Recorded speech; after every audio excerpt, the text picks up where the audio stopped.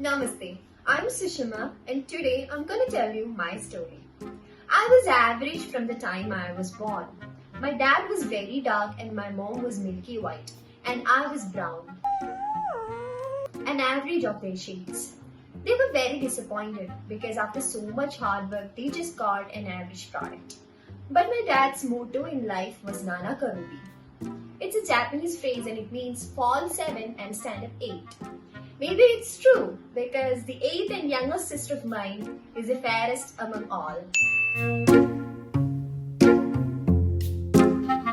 In school, my teacher never liked my questions about mental health and sex education. But she was always fond of questions related to Raju and his 60 apples. Because according to her, if Raju buys 60 apples, it means he is rich. If he is rich, it means he has a job. If he has a job, it means he had good marks. He didn't ask stupid questions like you. Understand? Once I was called by my teacher to her office because I failed an exam. I, being the honest student, told her that I failed since I didn't copy and everybody else passed because they copied. Just when I thought she would pat on my back and appreciate me for my honesty, she said, നിന്നെ ഒന്നും copy അടിക്കാൻ പോലും കൊള്ളത്തില്ലല്ലോ.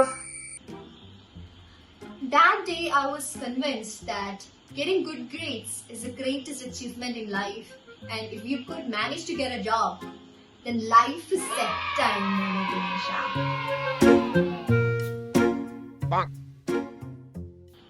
People think that college life is colorful and full of freedom. So I decided to follow my passion for painting along with my studies.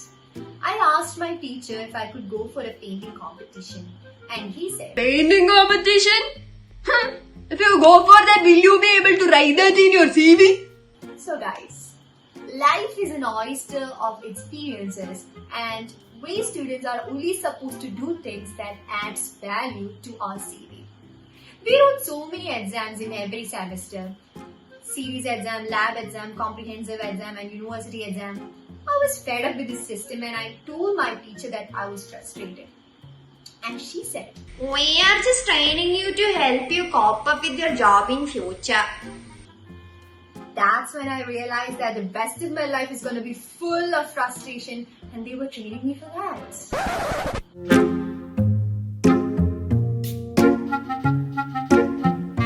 So finally I was done with my college and my job training was about to start. Just when I thought I was going to live my life on my own terms, there came the next turning point, marriage.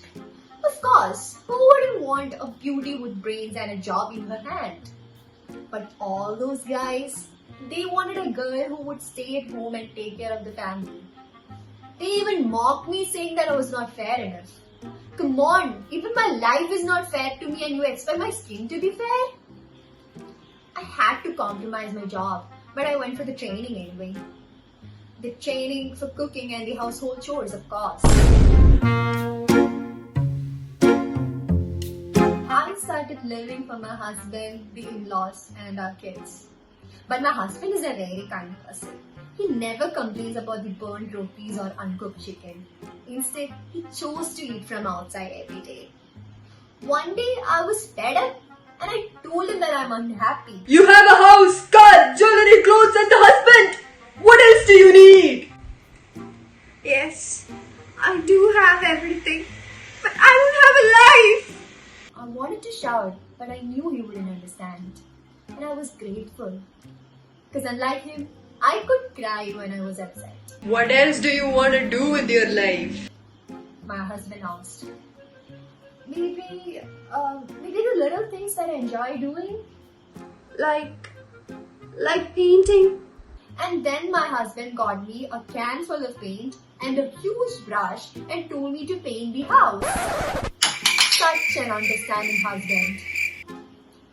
You know, my life, it was full of frustrations, but I never thought about suiciding.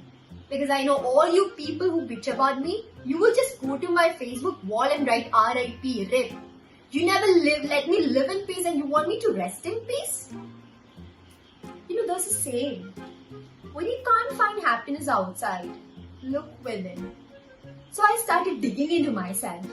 And as I was digging, I saw hatred, confusions, chaos, frustrations, and depression. But finally, I found the key to happiness. And it was painting. But instead of painting a picture, I decided to paint a new life for myself with all the shades that I wanted. Not my parents or husband or in-laws wanted, but the shades that I wanted. And you, my friend, at any point in your life when you feel low, I want you to remember that you have the brush to repaint your life. And don't ever think of burning the canvas. Because it's expensive, man.